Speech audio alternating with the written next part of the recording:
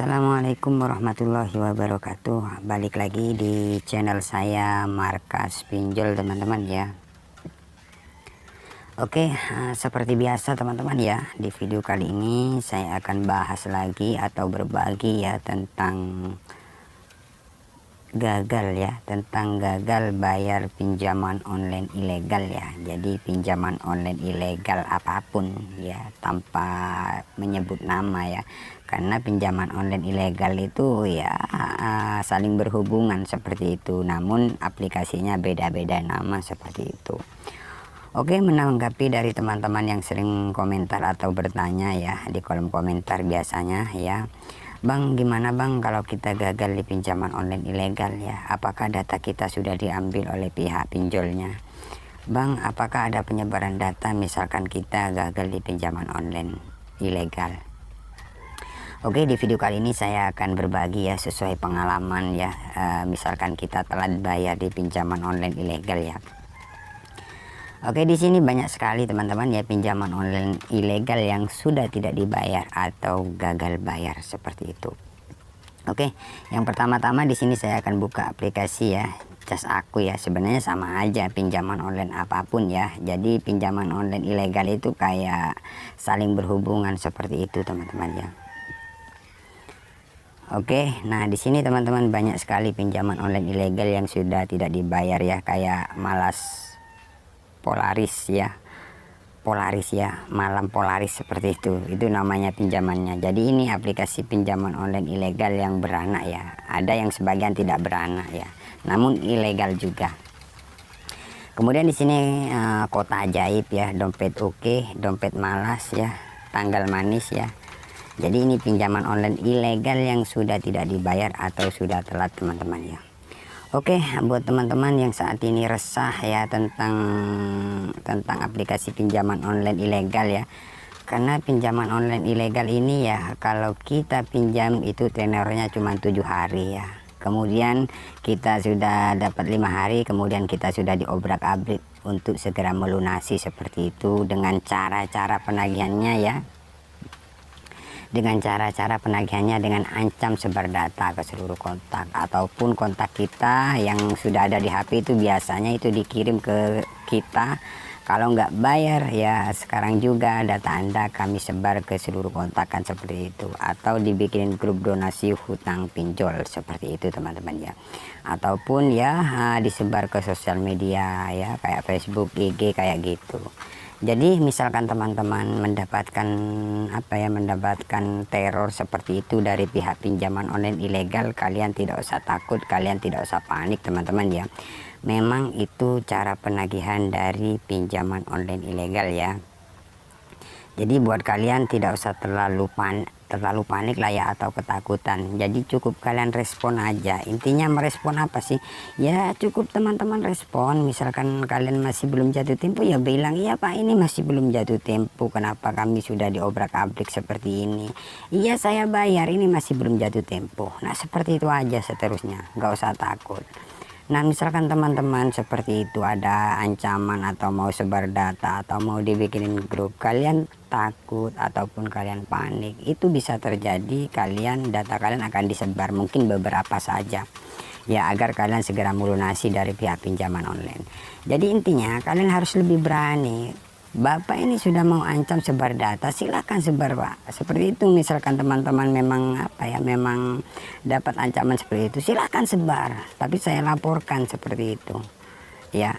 Jadi buat teman-teman, banyak sekali yang saat ini gagal di pinjaman online ilegal yang sudah diancam mau sebar data. Kalian beranikan saja. Karena kalian masih belum jatuh tempo sudah ada ancaman, dan cara penagihannya sangat berisik sekali dengan cara-cara foto kita mau diedit ataupun disebar ke kontak-kontak kita. Jadi kalian lebih berani aja, kalian balas, silakan Bapak sebar, saya tunggu penyebaran Bapak ya, seperti itu penyebarannya. Nah misalkan teman-teman lebih berani seperti itu, dari pihak pinjaman online tidak akan sebar data ke seluruh kontak. Mungkin ada beberapa kontak yang dikirim foto kalian yang pas selfie foto sama KTP atau ya foto KTP kayak selfie, itu mungkin dikirim ke beberapa kontak tapi tidak ke seluruh kontak ataupun ke sosial media. Jadi misalkan kalian dapat WA atau teror seperti ini, data Anda kami alihkan ke pihak ketiga, ataupun data Anda saya pinjamkan ke aplikasi lain, itu sudah biasa. Itu memang cara-cara penagihan dari pihak pinjaman online ya. Jadi pinjaman online ilegal ini teman-teman menguji mental kalian. Misalkan mental kalian lemah, nah dari situlah dari pihak pinjaman online ilegal itu akan membardir kalian ya, akan terus menerus kalian, karena kalian ketahuan kalau kalian sudah takut dan kepanikan seperti itu. Jadi saran saya teman-teman, misalkan teman-teman gagal di pinjaman online ya, ilegal ya, kalian harus kuatin mental lah ya. Itu yang pertama, kuatin mental dan jangan pernah takut. Misalkan kalian dapat WA, dapat telepon, itu sudah biasa ya. Pinjaman online ilegal memang seperti itu sadisnya teman-teman ya. Karena banyak teman-teman yang saat ini gagal ini banyak sekali. Karena apa? Pinjamannya cuma 7 hari, 5 hari kita sudah ditagi-tagi dengan teror terus menerus ya, setiap jam ya, bahkan tiap hari itu bisa lebih dari 50 nomor yang berbeda ya, ada yang sampai 10 nomor ya, WA-nya banyak, telepon, cara penagihannya sadis. Itu yang kalian rasakan kan. Jadi kalian misalkan seperti itu, kalian nggak usah bayar sekalian sudah, apalagi sudah disebar ya. Jadi pinjaman online ilegal itu banyak yang mengatakan nggak usah dibayar, tapi kalian siap resiko seperti itu. Resikonya ya akan ada penyebaran mungkin beberapa kontak, misalkan kalian berani ya merespon.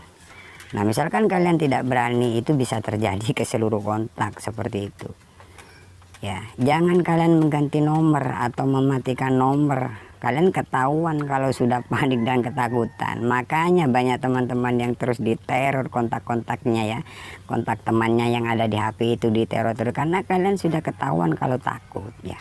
Tapi misalkan kalian lebih berani dari pihak dia, dari pihak penagih, dari pihak aplikasi, mungkin ya cuman 1 minggu aja berisiknya ya, kemudian ya tidak ada lagi, mungkin ya sampai 2 minggu atau 3 minggu lah ya, itu akan berakhir. Tapi tidak sesadis waktu kita 1 minggu seperti itu teman-teman ya. Jadi buat teman-teman pinjaman online itu memang seperti itulah risikonya ya, apalagi pinjaman online ilegal ya. Banyak teman-teman yang nggak ngerti juga ya, bang bagaimana bang, ini tenornya 30 hari kok cuma 7 hari. Memang seperti itu, pinjaman online ilegal seperti itu, kayak menjebak nasabah kayak gitu, karena sudah ilegal teman-teman. Karena banyak teman-teman yang memang tidak bayar kalau pinjaman online ilegal. Nah, sebenarnya kalau dari saya ya, hutang tetaplah hutang, wajib kalian bayar ya kan seperti itu. Tapi misalkan cara penagihannya memang sadis atau bikin resah ya, memang banyak orang yang nggak bayar karena merasa berisik lah teman-teman ya, karena masih belum jatuh tempo kita sudah diobrak-abrik kan seperti itu. Jadi buat teman-teman, saran saya misalkan kalian gagal di pinjaman online ilegal, gak usah takut, gak usah panik, kalian balas apapun chatnya ya.